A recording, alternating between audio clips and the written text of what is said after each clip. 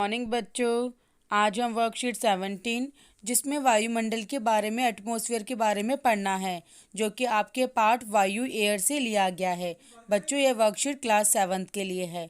आइए चलिए देखते हैं आज की वर्कशीट में हमें क्या क्या पढ़ना है कि एटमॉस्फेयर जो वायुमंडल होता है उसे कितनी परतों में बांटा गया है, कितनी लेयर्स में डिवाइड है। आज उनकी लेयर्स के बारे में चित्र के साथ हमें उस डिस्कशन करना है। फिर उसके बाद हमें कुछ चित्रों को पहचान के बताना है कि वो कौन कौन सी लेयर में पाई जाती हैं। और उसके बाद हमें जो है एक क्वेश्चन है ओजोन लेयर की इंपॉर्टेंस के बारे में डिस्कशन करनी है। आइए चलिए देखते हैं सबसे पहली लेयर कौन सी है। सौरमंडल, जिसे हम ट्रोपोस्फियर भी कहा जाता है, यह वायुमंडल की सबसे महत्वपूर्ण परत है, क्योंकि बच्चों यह जमीन से जुड़ी हुई है। जब आप जमीन से ऊपर की तरफ 13 किलोमीटर जाएंगे तब यह वहाँ तक ये सौरमंडल की यानी ट्रोपोस्फियर की लेयर बनी हुई है। इसमें हमें वायु में सांस लेते हैं, ऑक्सीजन ज़्यादा है। और मौसम की जितनी भी घटनाएं हैं, जैसे वर्षा होना, बारिश होना, कोहरा जो आजकल आपको देखने में सर्दियों में मिलता है वो होता है, और ओलावर्षण जिसे कि हम क्या कहते हैं ओलों की बारिश होना, वो सभी कौन सी लेयर्स में होती हैं? सौरमंडल यानी कि ट्रोपोस्फियर में पाई जाती है।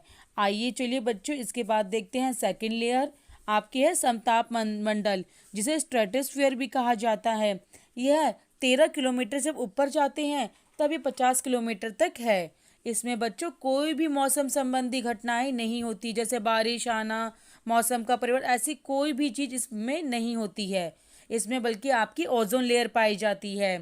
बच्चों, यह परत बादलों एवं मौसम संबंधी घटनाओं से मुक्त होती है। जैसे मैंने आपको बताया, कोई भी मौसम संबंधी परिवर्तन नहीं होता है। इसके फलस्वरूप यहाँ की परिस्थितियाँ बिल्कुल समान होती हैं। इसलिए सबसे ज़्यादा अच्छे जहाज कौन सी लेयर में उड़ते हैं? स्ट्रेटोस्फीयर यानी समताप मंडल में उड़ते हैं। समताप मंडल की एक महत्वपूर्ण विशेषता क्या है कि इसमें कौन सी गैस पाई जाती है? Ozone gas. बच्चों, ओजोन गैस हमारे लिए क्यों ज़रूरी है? क्योंकि यह परत सूर्य से आने वाली जो हानिकारक किरणें हैं उनको रोकती है, जो बैड रेज है उनको रोकती है, उनसे प्रोटेक्ट करती है हार्मफुल रेजेस से हमारी। इसीलिए ओजोन लेयर बहुत ज़रूरी है। आइए इसे चित्र की सहायता से थोड़ा देख लेते हैं। जैसा कि बच्चों चित्र में दिखाया गया है, 13 किलोमीटर तक क्षोभ सीमा यानी कि आपकी क्षोभ मंडल है।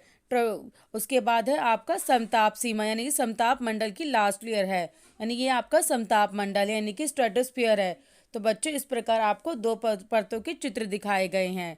आइए चलिए देखते हैं अगली परत। बच्चों, जो थर्ड लेयर है वो है मध्य मंडल, जिसे मेसोस्फीयर भी कहा जाता है।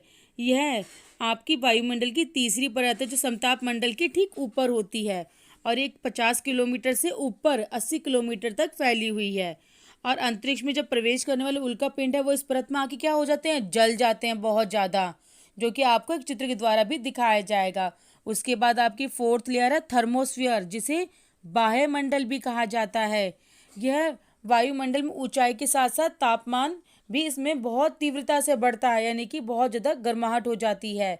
इसीलिए बच्चों इसे आयन मंडल यानी कि आइनोस्फीयर भी कहा जाता है। और यह 80 से मतलब कि 80 किलोमीटर से शुरू होकर कहाँ तक होती है? ऊपर 400 किलोमीटर तक। और बच्चों इसमें वायरलेस संचार, वायरलेस रेडियो जैसे मोबाइल, इंटरनेट आदि के उपयोग के लिए क्या होती हैं? जो आयंस होती हैं, मतलब तरंगे पैदा होती है इसमें। तो वास्तव में पृथ्वी से जो भी तरंगे, रेडियो तरंगे ऊपर जाती है वो पुनः पृथ्वी पर वापस आ जाती हैं। तो ये कौन सी परत में होता है? आपका बाह्य मंडल में, यानी कि इसे आयनोस्फीयर भी कहा जाता है, थर्मोस्फीयर भी कहा जाता है। आइए चलते देखते हैं उसके बाद कि सबसे लास्ट परत बहिर्मंडल, जिसे एग्जोस्फीयर भी कहा जाता है। ये वायुमंडल की सबसे लास्ट परत यानी सबसे ऊपर की परत होती है। ये बहुत पतली होती है, इसलिए इसमें बहुत हल्की गैसें पाई जाती हैं, जैसे हीलियम और हाइड्रोजन। और उसके बाद आपका पूरा अंतरिक्ष ब्रह्मांड ही ब्रह्मांड है। आइए चलिए बच्चों सारी परतों के चित्र को एक बार दोबारा देख लेते हैं हम लोग। बच्चों, सबसे पहली परत है आपकी सौरमंडल, जिसे ट्रोपोस्फियर भी कहा जाता है। सेकंड है स्ट्रेटोस्फियर यानी समताप मंडल। तीसरी है मेसोस्फियर यानी मध्य मंडल। और चौथी आपकी थर्मोस्फियर यानी कि बाह्य मंडल। और उसके बाद है आपका बहिर्मंडल, जिसे एग्जोस्फियर भी कहा जाता है। तो इस प्रकार वायुमंडल की जमीन से लेकर ऊपर तक पूरी 5 परतें हैं। बच्चों, इस प्रकार हमने वायुमंडल की परतों को पढ़ा। आइए चलिए कुछ चित्र दिए गए जिन्हें बताना वो कौन से मंडल में कौन सी लेयर में पाए जाते हैं। जैसे आपके एरोप्लेन कौन सी मतलब वायुमंडल की लेयर में उड़ते हैं ये आपका समताप मंडल की लेयर में उड़ते हैं, क्योंकि उसमें मौसम संबंधी घटनाएं नहीं होती। इसे स्ट्रेटोस्फीयर भी कहा जाता है। आइए चलिए देखते हैं दूसरा चित्र क्या कहता है कि वो कौन से उल्का पिंड है जो इस लेयर में आने पे जल जाते हैं। अभी हमने पढ़ा था बच्चों मेसोस्फीयर, जिसे मध्य मंडल भी कहा जाता है। वो इस लेयर में आने के बाद तुरंत ही जल जाते हैं। आइए चलिए देखते हैं तीसरा चित्र। तीसरा चित्र है बच्चों, इसमें कुछ तरंगे दिखाई गई हैं रेडियो वायरलेस के बारे में। तो ये आपकी कौन सी लेयर में होती है? थर्मोस्फीयर लेयर में होती है, जिसे हम बाह्यमंडल भी कहते हैं। इसमें वायरलेस तरंगें जब ऊपर जाती हैं भाव एटमॉस्फेयर में, तो इन्हें वापस इस ये लेयर की जो तरंगे होती है वापस भेज देती हैं पृथ्वी पर। तो इसीलिए वायरलेस संचार इसी लेयर के कारण संभव हो पाता है। आइए चलिए बच्चों देखते हैं अगला चित्र। अगला चित्र हमारा पृथ्वी का दिया गया है, जिसमें बताया गया है कि 10,000 किलोमीटर तक कौन सी क्या बना हुआ है पृथ्वी के चारों तरफ वायु का। बच्चों ये वायुमंडल है जो पृथ्वी के चारों तरफ फैला हुआ है।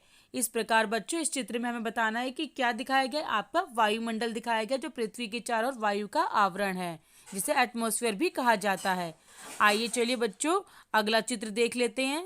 चित्र में दिखाया गया है कि आपकी ओलावृष्टि, ये बादल गड़गड़ाना, ये जो बारिश हो रही है, मौसम संबंधी घटनाएं कौन सी लेयर में होती हैं?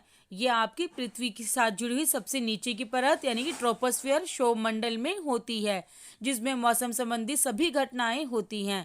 और ये आपकी 0 से 13 किलोमीटर तक पाई जाती है। आइए चलिए बच्चों इन सभी को मैंने चार्ट की सहायता से आपको समझा दिया कौन सी चित्र कौन सी वायुमंडल की लेयर में पाए जाते हैं। आइए चलिए देखते हैं अगला क्वेश्चन है कि वायुमंडल में पाए जाने वाली ओजोन परत जो है वो मानव जीवन के लिए बहुत ज़रूरी क्यों है? क्योंकि बच्चों ये सूर्य से आने वाली हार्मफुल रेसिस को, हानिकारक किरणों को से हमारी पृथ्वी की रक्षा करती है। यदि ये नहीं होती ओजोन लेयर समताप मंडल में, स्ट्रेटोस्फीयर लेयर में, तो क्या होता? पृथ्वी पूरी जल जाती, यानी तापमान बहुत ज़्यादा बढ़ जाता। हम लोगों को स्किन प्रॉब्लम, स्किन कैंसर जैसी बीमारियां बहुत ज़्यादा हो जाती। तो इसीलिए बच्चों ओजोन लेयर जो है सूर्य से आने वाली हार्मफुल यानी हानिकारक किरणों से रोककर हमारी रक्षा करती है। बच्चों अगर इस वीडियो से आपको अच्छा लगा हो, समझ आया हो, तो इस वीडियो को लाइक और सब्सक्राइब ज़रूर करें। Thank you.